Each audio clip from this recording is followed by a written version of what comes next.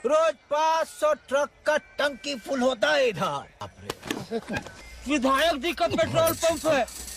विधायक जी का पंप है, मंत्री जी की पेट्रोल टंकी, ये सुनना भारत में आम बात है। भैया ऐसा क्या है कि हर कोई पंप मालिक बनना चाहता है। आज पेट्रोल पंप एक पैसा, पावर और कामयाबी का प्रतीक बन चुका है। और ऐसा हो भी क्यों ना? ये एक ऐसा बिजनेस है जिसमें आपको प्रोडक्ट बेचने की जरूरत नहीं पड़ती, ग्राहक खुद चल के आपके पास आता है और मार्केटिंग की भी कोई बहुत ज्यादा जरूरत नहीं पड़ती।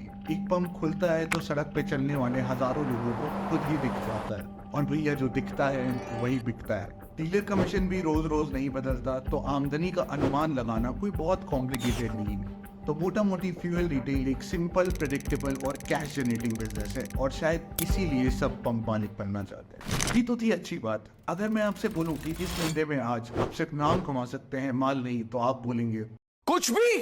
तो चलिए मुद्दे पे आते हैं। पेट्रोल पंप मुख्य रूप से 3 प्रकार के होते हैं: company own company operated, company own dealer operated और डीलर ओन डीलर ऑपरेटेड। हमारे इंटरेस्ट का कोडो और डोडो है, क्योंकि कोको में 100% ओनरशिप और इन्वेस्टमेंट कंपनी का होता है। आज से 15-20 साल पहले ज्यादातर पंप कोडो मॉडल पे दिए जाते थे। कोडो मॉडल में कंपनी लगभग सारा खर्चा करती है, जैसे टैंक लगवाना, साइट डेवलपमेंट, मशीन लगवाना, ऑफिस बनवाना, एक्सेट्रा एक्सेट्रा। और डीलर का काम होता है जमीन देना और पंप ऑपरेट करना, तो इनिशियल इन्वेस्टमेंट थोड़ा कम लगता है। मगर आज सिचुएशन अलग है। पंप मालिक बनने की क्रेज का फायदा तेल कंपनियां उठा रही हैं। आज ज्यादातर पंप डोडो मॉडल पे दिए जा रहे हैं, जिसमें जमीन के साथ साथ सारा खर्चा डीलर को करना होता है। डोडो पंप का डीलर कमीशन कोडो से जरा सा ज्यादा होता है, बट इस टाइप के पंप को लगाने में 1 से 2 करोड़ रुपए लग जाते हैं, जमीन का वैल्यू हटा के।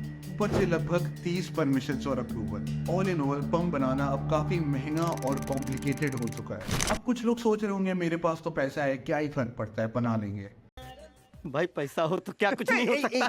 तो चलिए मैं आपको कुछ नंबर्स दिखाता हूँ, क्योंकि असली कहानी इन्हीं में छुपी होती है। 2013 से 2023 के बीच डीजल की खपत हर साल 2.7% की रेट से बढ़ी और पेट्रोल का ग्रोथ था 8%। इस बीच पेट्रोल पंप्स की संख्या दुगनी हो गई, 42,000 से 86,855।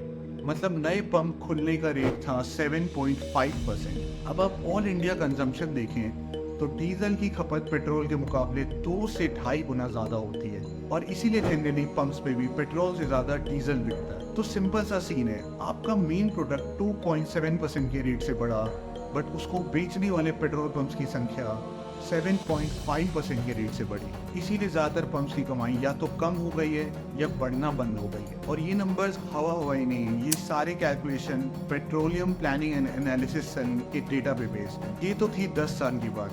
थोड़ा रीसेंट ट्रेंड भी देख लिया जाए।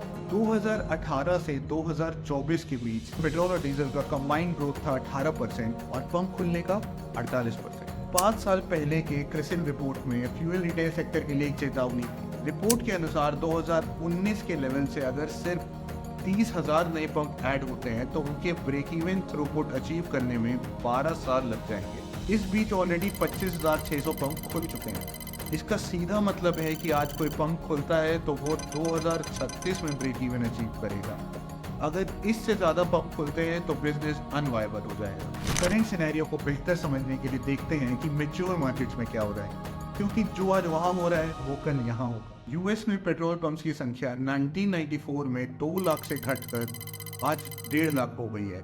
चाइना की बात करें तो 2022 चाइनीज फ्यूल रिटेल इंडस्ट्री के लिए इन्फ्लेक्शन पॉइंट था। वो पहला ऐसा साल था जब चाइना में पेट्रोल पंप्स की संख्या बढ़ने के बजाय घट गई। और चाइना ऐसा वैसा कोई देश नहीं है, दुनिया का सबसे बड़ा ऑटो मार्केट है, जहां हर साल 3 करोड़ गाड़ियां बिकती हैं। पंप संख्या की बात करें तो चाइना में 1,07,000 पंप है, वहीं सालाना 41 लाख गाड़ियों वाले मार्केट भारत में 90,000 पंप पहले ही खुल चुके हैं। ऊपर से इलेक्ट्रिक और हाइब्रिड गाड़ियों की संख्या बढ़ ही रही है।